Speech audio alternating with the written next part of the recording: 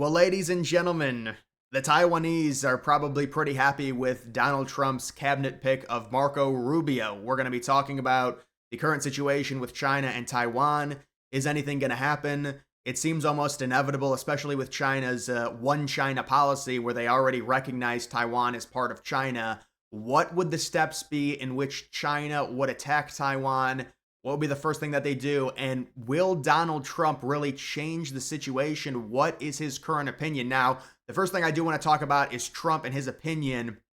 And I do believe that Trump, the last that I heard, it was about 5 or 6 months ago, he said that the United States is going to have a transactional approach when it comes to dealing with Taiwan in a potential war against China. You're also going to have South Korea potentially helping Taiwan. You're going to have Japan helping Taiwan. You're going to have Australia helping Taiwan. But the United States is obviously the big dog. And so Trump, Republicans have definitely had more so of this like the past 10 years. But Trump is going at it the America First way, saying, we will help Taiwan, but we need something in return for the help that we're going to provide them and the money and the military supplies that we're giving them. Obviously, that didn't happen with Ukraine. The United States just sent whatever. And, you could argue with that being in NATO, that being Europe, it's a little bit different. But still, this is very important that the United States not let China take control of Taiwan for a number of reasons. Very strategic shipping lanes, but even more so, the semiconductors. The United States gets around 90%.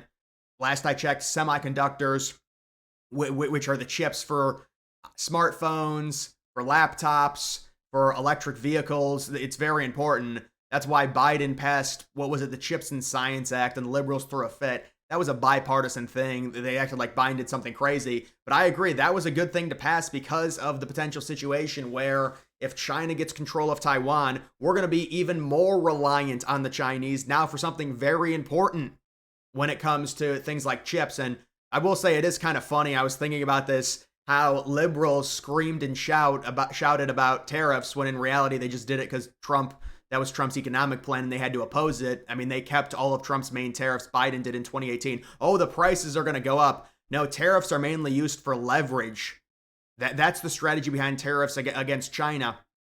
China does not want the tariffs to come. Liberals have tried to convince people that China is perfectly fine. The tariffs only hurt Americans. No, they hurt China because when you tariff the Chinese goods coming overseas, less American companies are going to want to do that and do business in China. And it's also going to drive the prices up in China anyways, in terms of them selling it because they have to make up the money for the tariff.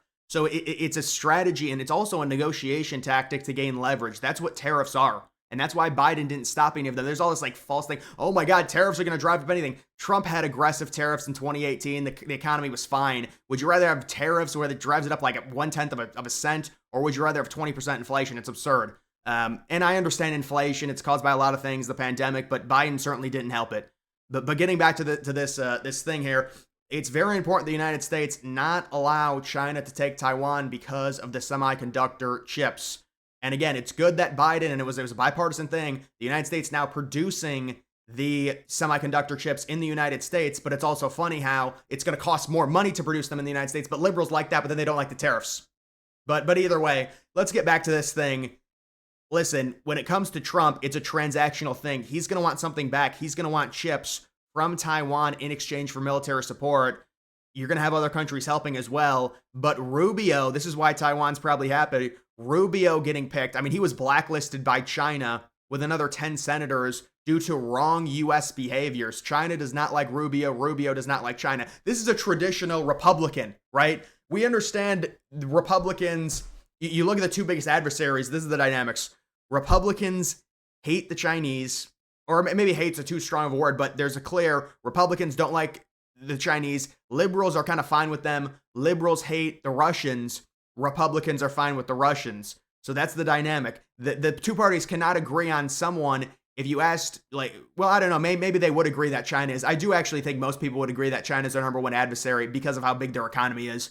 But most liberals seem to have a much more negative view of Russia, and much more conservatives seem to have a bigger negative view of China when it comes to it. Me personally, I think it's bad that Russia did the invasion, but no, China is more of a threat, and I have a more negative view of China probably. But But you can see it says President-elect Donald Trump's nominees to serve as United Nations ambassador, national chief advisor, and most importantly, Secretary of State, that's Rubio, are regarded by many as China hawks. Their appointments are being mostly welcomed in Taiwan, even by some who did not want the support of the former and future president. Yeah, so there, I mean, if you are Taiwan, you would have rather have the Democrat win because you want to ensure the military support. Now, obviously, if you're an American, it's completely different. But I'm just saying, if you're looking at this from the Taiwanese viewpoint, they would want the Democrat because the Democrat will automatically send support. With Trump, it could be a little bit different if he's got the America First policy where he says, no, you need to give us something in return, and then we will send you military support. I think Taiwan's important enough to where I would just make sure that China doesn't get Taiwan. You have to deter them. But honestly, it's like, it's so hard to do that based on how close Taiwan is to China. But let's talk about the invasion dynamics. Now, what is China going to do to Taiwan if they do an invasion? And this does seem like it's going to happen. Let's be honest. There's going to be something. It's mostly going to be first more like internet warfare, misinformation.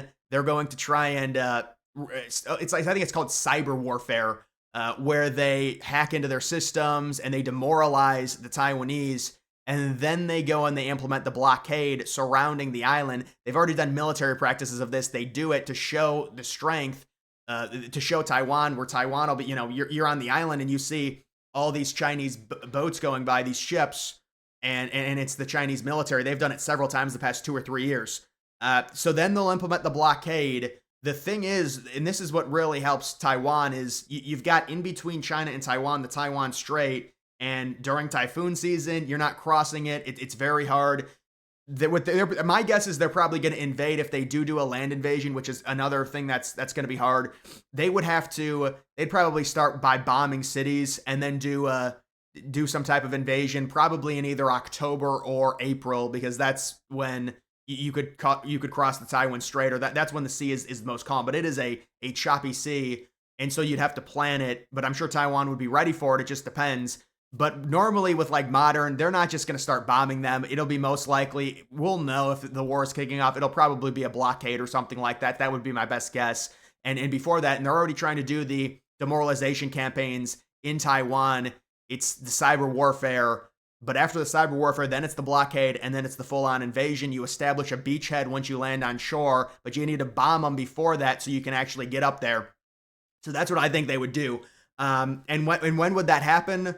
Who really knows, honestly? I mean, maybe 2026, 2027, that's what I had heard. But Rubio is undoubtedly going to be pushing Trump to help China, or excuse me, to help Taiwan pretty much no matter what. Rubio does not like China. This is a typical Republican, but the only infighting I could see about helping Taiwan no matter what would be what Trump said previously, which did kind of surprise me, where he's like, well, Taiwan has to give the United States something. Well, it's just the dynamic of Taiwan and how small of a country it is. Normally, that's not really what would happen. I think the United States, it's a much bigger threat if China takes Taiwan than if Russia takes regions in Ukraine, because of the semiconductor chips. And Biden did pass that bill, and we're producing semiconductor chips now in the United States, and that's great. But right now it's 90% come from Taiwan. So if China seizes control of that, that's going to be a big, big problem. Even if we are starting to produce. And by the way, that's going to drive up the cost of smartphones as well. If China gets control and they do something, and maybe there's a war situation and they refuse to sell them to us and we have to produce them ourselves, they're very scarce. Even if we start the manufacturing them and producing them, which we are with Biden's new Chips and Science Act, which I think it's a good act. It is, but it was bipartisan support and they acted like it was this huge thing. But either way, when it comes to this, I would say that the United States is going to be helping Taiwan. How much so, it just depends. But the Rubio pick is definitely good. This is why a lot of conservatives didn't like the Rubio pick, because he's seen more aggressive when it comes to these type of situations. And honestly, on a situation like this, he might be right when it comes to defending Taiwan. But if you look at Taiwan, it's like, how much of a fight can they really put up? Now, you look at the shoreline of Taiwan, it's very hard to land on.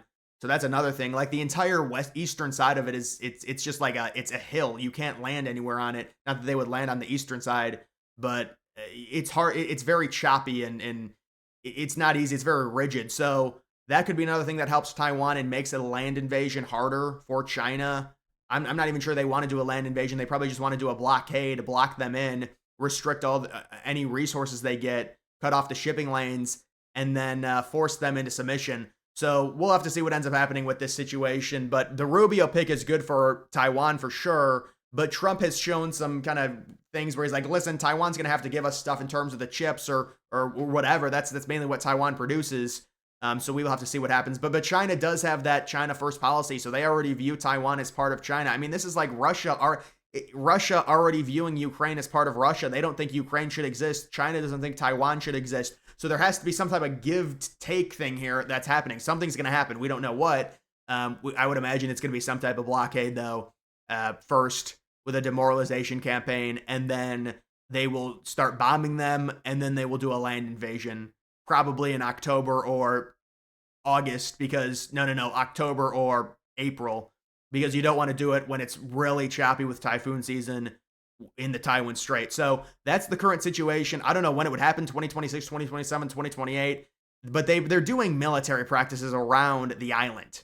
This is not good. They're taunting Taiwan, and it's clear that with the Rubio pick, he's a no-nonsense. He's I want to support. I mean, we saw his stance with Israel, so he would probably push Trump to send Taiwan support and supplies to defend themselves against China. But this is another situation that's going to be probably very long, very drawn out, very miserable in a different way, because it's an island. It's not necessarily like Russia, Ukraine, but it's something similar where it's probably going to be a while before anything happens if something were to commence. And it's never good for anyone. If China does implement a blockade, it's going to immediately tank the markets. It's going to take them weeks to recover. It's just annoying to do. I mean, listen, it's worse. It's bad. We don't want it. But I'm just saying, like, from an American level, it's very annoying to deal with as well, just because we don't want that global instability.